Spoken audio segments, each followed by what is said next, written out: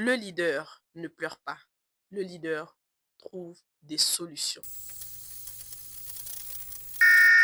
Bonjour, j'espère que vous allez bien. C'est Nine Paul pour la Minute du Leadership. Alors le thème, comme vous aurez bien pu l'entendre, le leader ne pleure pas, mais il trouve des solutions.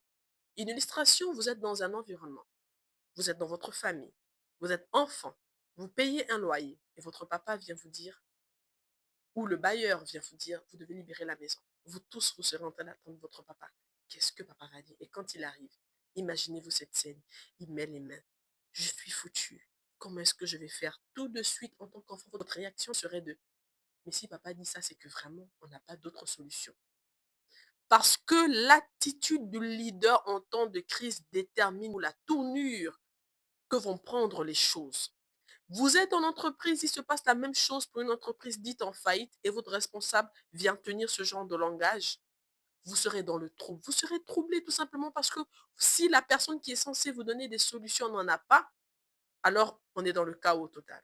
C'est très important de comprendre que vous, en tant que leader, et je m'adresse au leader, vous n'avez pas le droit de pleurer.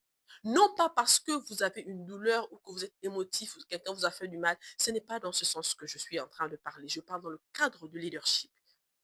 Vous n'avez pas le droit de pleurer devant les situations. Vous avez plutôt le devoir de trouver des solutions.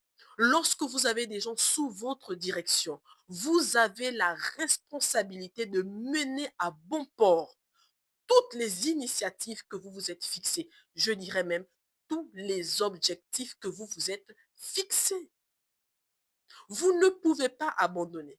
Voyez-vous, certaines personnes se retrouvent dans des familles en train de vivre des situations générationnelles ou dites générationnelles. Je donne un exemple. Dans notre famille, quelqu'un n'a jamais eu le bac, par exemple. Ce n'est pas de ma famille. Ah non, je prends un exemple. Alors, je m'identifie à cette famille. Dans notre famille, quelqu'un n'a jamais dépassé le baccalauréat.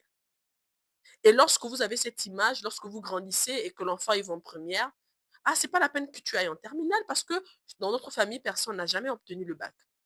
Mais si vous êtes un leader, un parent, vous devez défier cela.